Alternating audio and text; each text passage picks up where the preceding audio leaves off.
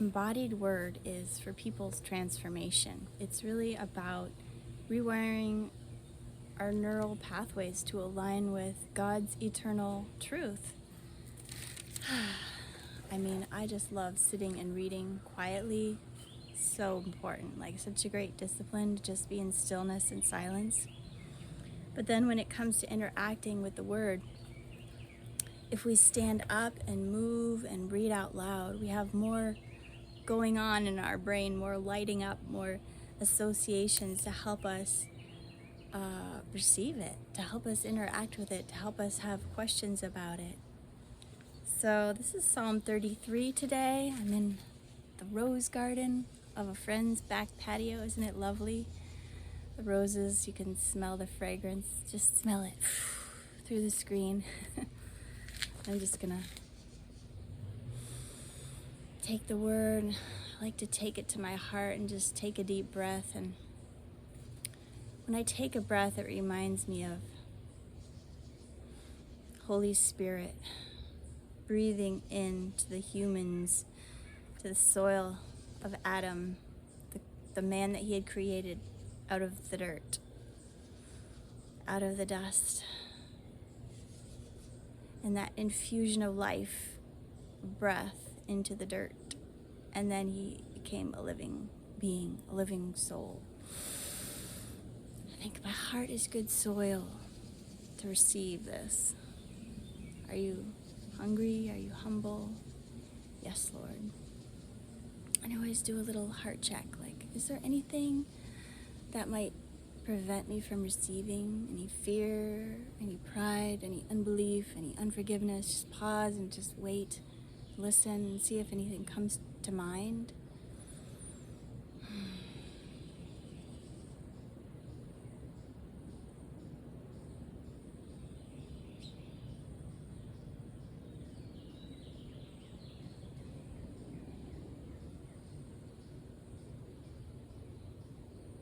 And then you can just bring that to the Lord and just be honest about whatever it is that's on your mind, on your heart, that's really kind of gonna be there.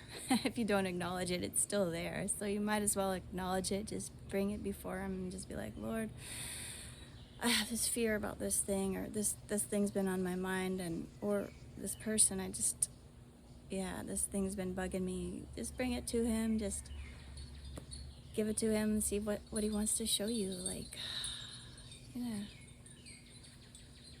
what do you have to say to me about that, Lord?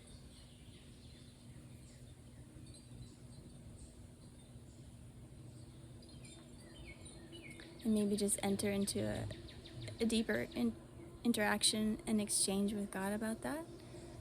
Or if there's nothing, you're just ready to go right in. Here we go.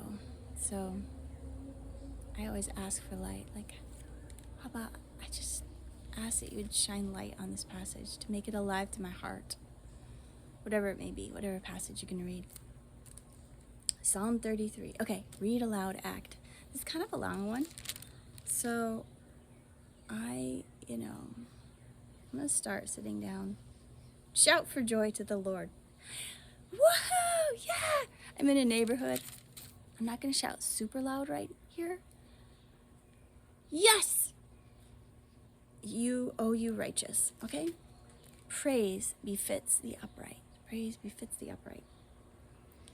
Give thanks to the Lord with the lyre. Lyre? Make melody to him with the harp of 10 strings.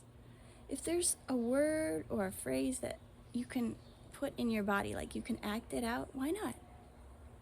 Why not? Okay, I'm thinking of the harp.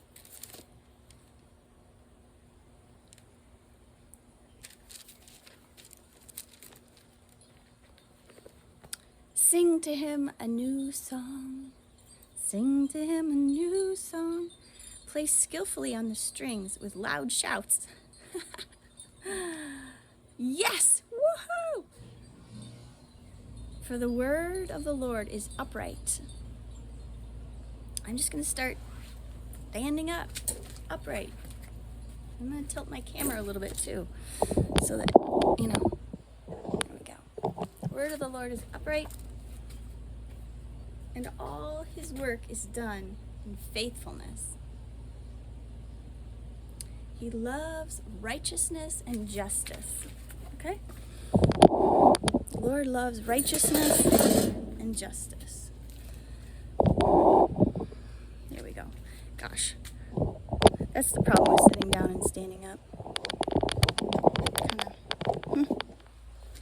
He loves righteousness and justice. And as we read, we just kind of keep going, let it wash over us, keep declaring it out loud. And at some point, there may be one word or phrase that really just like grips you, just stands out, and you're like, wow, and you want to ask him about it. The earth is full of the steadfast love of the Lord. The earth is full of the steadfast love of the Lord. By the word of the Lord the heavens were made, and by the breath of his mouth all their host.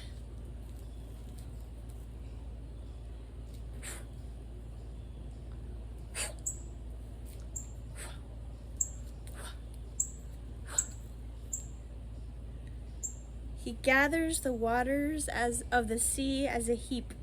He puts the deep in storehouses. Okay, there's lots of metaphorical language in the Bible. Don't let it hang you up. Just like embrace it and see what its deeper truth it's showing you. Let all the earth fear the Lord. Let all the inhabitants of the world stand in awe of him.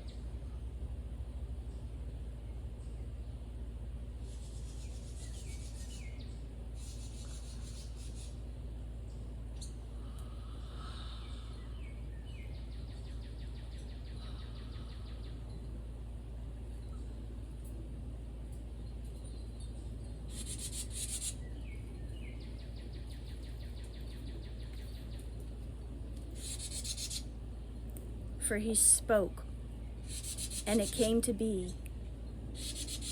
He commanded, and it stood firm. The Lord brings the counsel of the nations to nothing. He frustrates the plans of the peoples. The counsel of the Lord stands forever. The plans of his heart to all generations. All generations. All generations. All generations. Blessed is the nation whose God is the Lord, the people whom he has chosen as his heritage. The Lord looks down from heaven. He sees all the children of man. From where he sits enthroned, he looks out on all the inhabitants of the earth. He who fashions, I think of inhabitants of the earth, including all the animals, all the bugs, and observes all their deeds. He observes all their deeds. The king is not saved by his great army. A warrior is not delivered by his great strength. The war horse is a false hope for salvation, and by its great might it cannot rescue. Behold, the eye of the Lord is on those who fear him, on those who hope in his steadfast love, that he may deliver their soul from death and keep them alive in famine. Our soul waits for the Lord. He is our help and our shield. Just imagine. Imagine being shielded. A shield, a big, huge shield. Maybe the shield is like all around you, like a clear shield around the top, the bottom, underneath, and all around. I mean, maybe it's not a clear shield. Maybe it's not a see-through shield. It's the Lord. It's his holy, white, glorified presence. He is our shield. For our heart is glad. Our heart is glad in Him.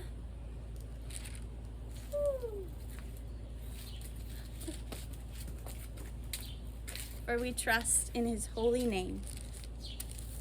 For we trust in His holy name.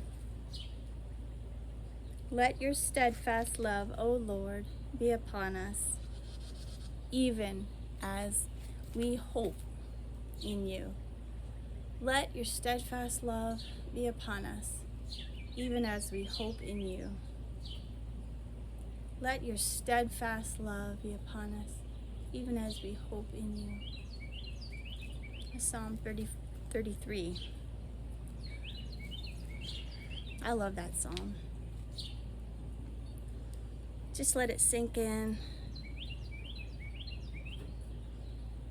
Maybe you can draw a picture of one part of it that stood out to you. Or just talk to God about the part that stood out to you.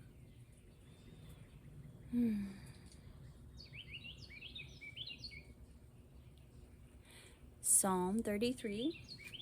Psalm 33. For you, it would be like 33. 33. 1, 2, 3. 1, 2, 3. 1, 2, 3. 1, 2, 3. 1, 2, 3. 1, 2, 3. How can you do it? 1, 2, 3. 1, 2, 3. Psalm 33. What is the message you got from Psalm 33? Note the message. The message I'm getting is that God is very involved in the lives of humans. And that the ones who trust in Him receive the benefits of experiencing His love. See, the train says honk honk, toot toot.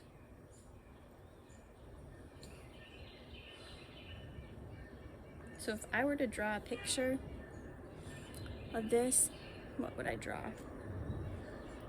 I don't know, I might sit down and draw.